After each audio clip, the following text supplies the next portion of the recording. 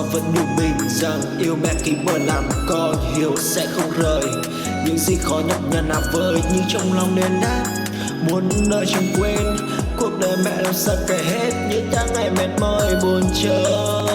Mẹ yêu vất vả trên đầu, một côi đổ xuống bên bờ. Lúa vàng trên đường.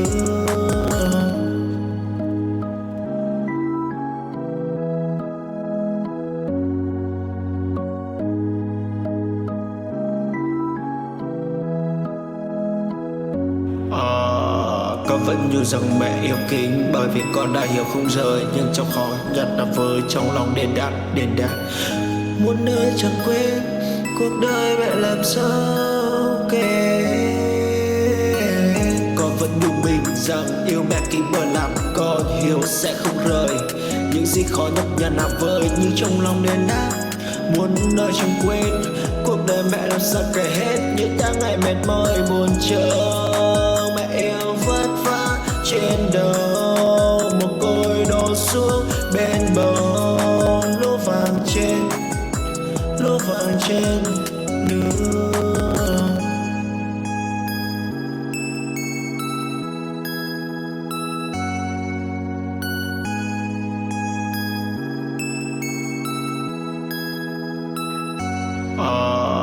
Con vẫn như rằng mẹ yêu kính, bởi vì con đã hiểu không rời. Nhưng trong khó nhặt là với trong lòng đền đáp muốn nơi chẳng quên.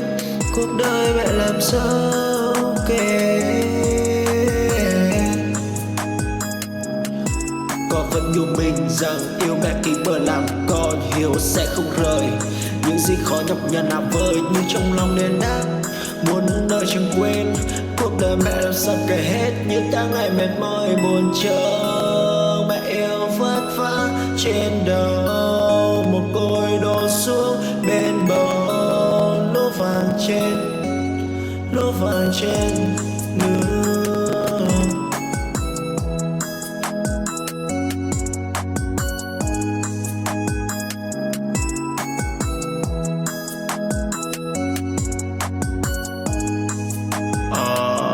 Con vẫn như rằng mẹ yêu kính, bởi vì con đã hiểu không rời. Nhưng trong khó nhặt là với trong lòng đền đáp muốn nơi chẳng quên.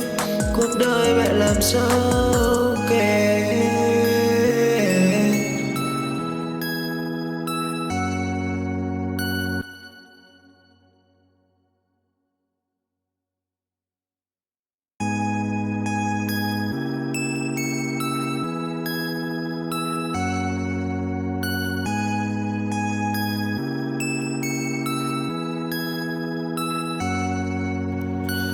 Con vẫn nhủ mình rằng yêu mẹ khi bờ làm con hiểu sẽ không rời. Những gì khó nhọc nhằn nào vơi nhưng trong lòng nên đáp muốn nơi chẳng quên. Cuộc đời mẹ làm sao kể hết những tháng ngày mệt mỏi buồn chờ. Mẹ yêu vất vả trên đầu, một côi đổ xuống bên bờ. Lúa vàng trên đường.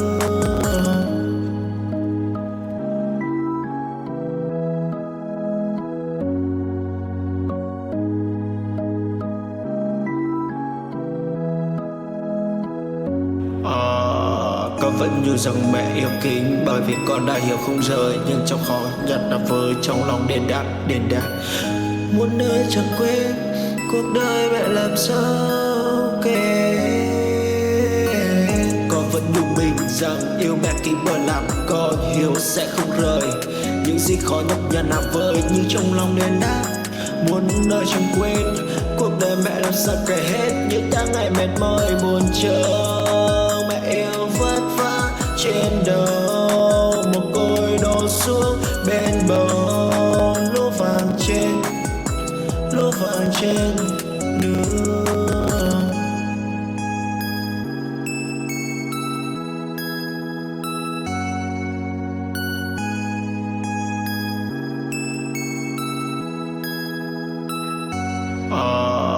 Con vẫn như rằng mẹ yêu kính, bởi vì con đã hiểu không rời. Nhưng trong khó nhặt là với trong lòng đền đáp muốn nơi chẳng quên.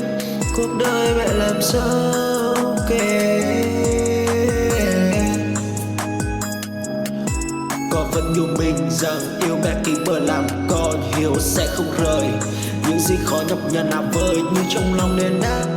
Muốn đời chẳng quên cuộc đời mẹ làm sao kể hết những tháng ngày mệt mỏi buồn chờ. Mẹ yêu vất vả trên đầu một côi đổ xuống bên bờ. Lúa vàng trên nương.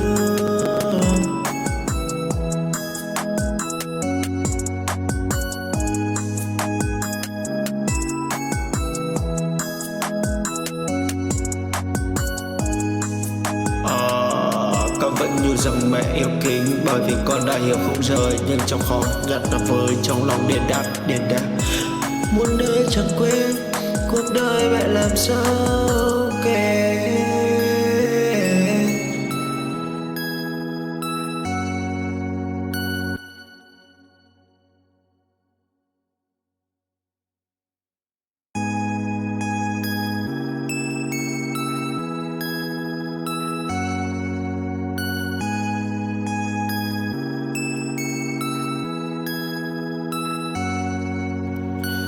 Con vẫn nhủ mình rằng yêu mẹ kính bờ làm con hiểu sẽ không rời.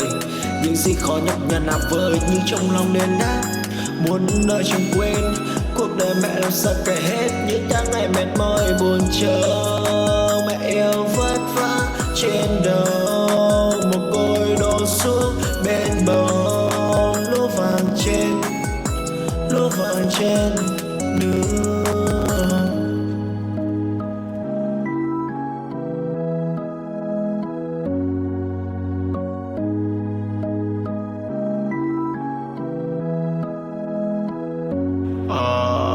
Con vẫn nhủ rằng mẹ yêu kính bởi vì con đã hiểu không rời. Nhưng trong khó nhặt là vơi trong lòng đền đáp. Muốn nơi chẳng quên cuộc đời mẹ làm sao kể. Con vẫn nhủ mình rằng yêu mẹ kính bờ làm